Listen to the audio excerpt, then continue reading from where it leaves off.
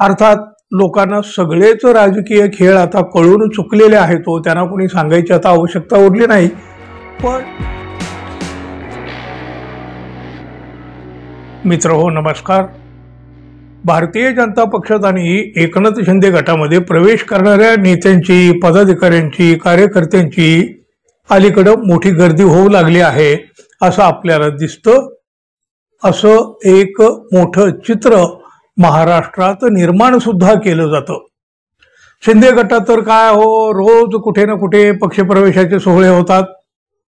अर्थात यातील काही पक्षप्रवेश वादाचे आणि संशयाचे तर आधीच ठरलेले आहेत।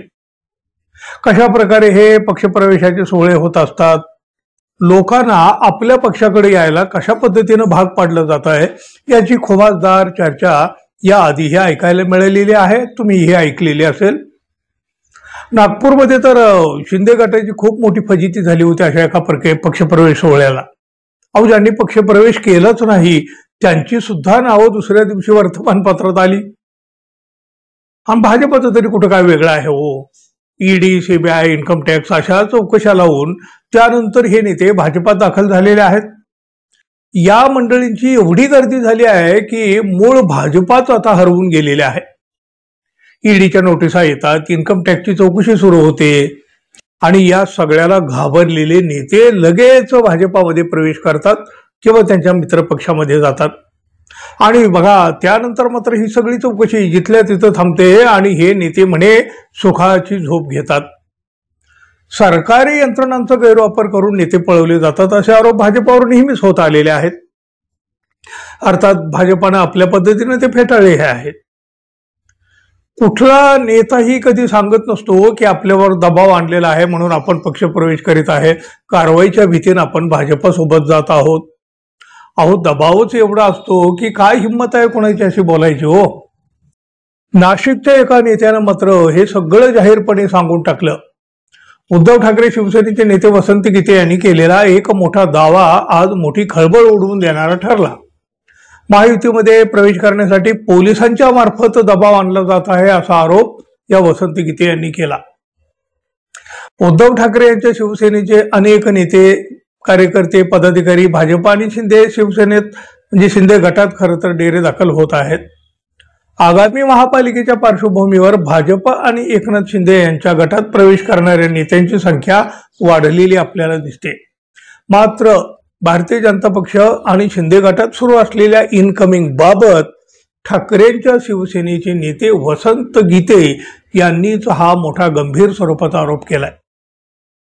महायुतीत प्रवेशासाठी पोलिसांचा दबाव असल्याचे गंभीर आरोप करीत वसंत गीते यांनी बरंच काही सांगून टाकलं आहे। खोटे गुन्हे दाखल करून, ब्लॅकमेलिंग करून पक्षात प्रवेश घ्यायला भाग पाडलं जात आहे असा आरोप या गीते यांनी केला आहे।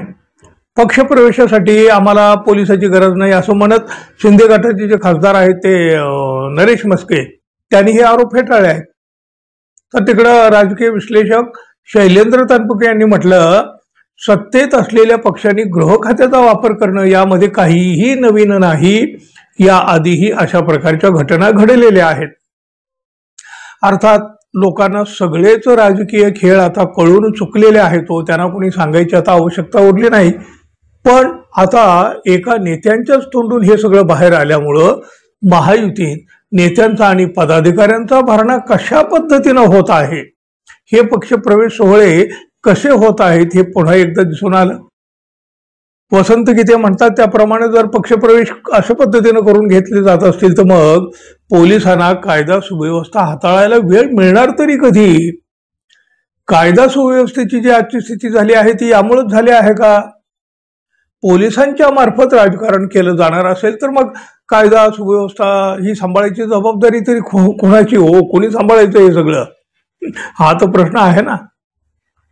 मित्रांनो, भाजपात किंवा शिंदे गटात जे काही पक्षप्रवेश होत आहेत ते नेते म्हणा, पदाधिकारी म्हणा, त्यांच्यात कसे सामील होत आहेत, त्याची कारण काय असू शकतील? तुम्हाला काय वाटतं जरूर सांगा। आणि आपण अजून आपल्या चॅनलला सबस्क्राईब केलं नसेल तर कृपया सबस्क्राईब करावं ही अपेक्षा आहे।